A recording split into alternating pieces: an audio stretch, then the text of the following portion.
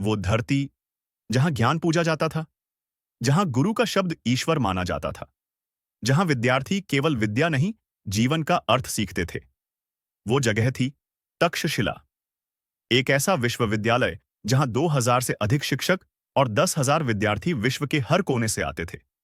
यूनान, मिस्र, चीन, तिब्बत, अरब, हर जगह से लोग यहां ज्ञान लेने आते थे।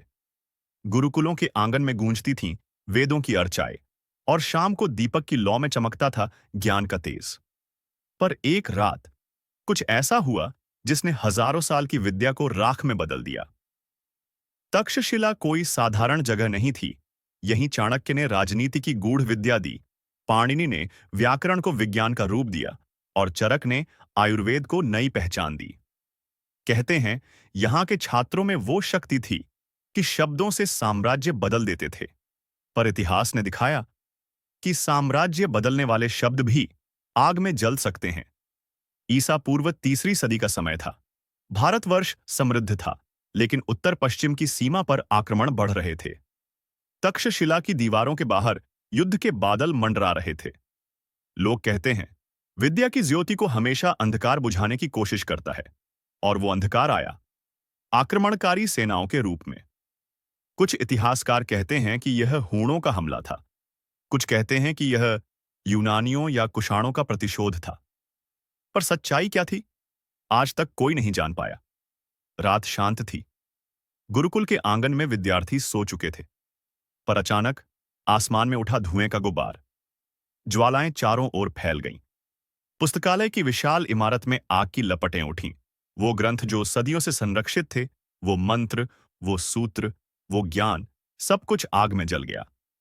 लोग कहते हैं 3 महीने तक तक्षशिला जलता रहा। हवा में जलते ताड़पत्रों की गंध थी, और राख के बीच किसी विद्यार्थी की टूटी आवाज, गुरुदेव, ये ज्ञान कौन बचाएगा? किसने लगाई वो आग? क्या यह युद्ध की आग थी या षड्यंत्र की? कुछ कहते हैं दुश्मनों ने जला दिया, कुछ मानते हैं किसी शिष्य ने धोखा दिया, और कुछ विद्वान कहते हैं आग भीतर से लगी थी, अहंकार की आग। क्योंकि जब ज्ञान में अहंकार आ जाए तो अग्नि अपने आप जन्म लेती है। आज भी जब पुरातत्वविद तक्षशिला के खंडहरों में खुदाई करते हैं तो जल चुके ताड़पत्रों, मिट्टी के दीपकों और टूटी मूर्तियों के अवशेष मिलते हैं। वो पत्थर आज भी कुछ कहते हैं कि यहां कभी दुनिया का सबसे बड़ा विश्वविद्यालय था। यहां 18 विषयों की शिक्षा दी जाती थी, राजनीति, दर्शन, गणित, आयुर्वेद, खगोल, शल्य चिकित्सा, अर्थशास्त्र। पर आज वहां सिर्फ खामोशी है। आग ने तक्षशिला की दीवारें जला दी, पर उसके विचारों को नहीं।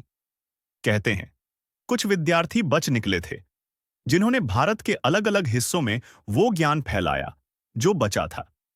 शायद इसी वजह से चाणक्य का अर्थशास्त्र आज भी जीवित है।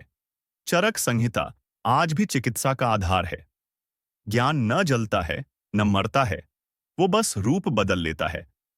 आज जब सूरज की रोशनी तक्षशिला के खंडहरों पर पड़ती है तो ऐसा लगता है जैसे किसी ने फिर से दीपक जलाया हो।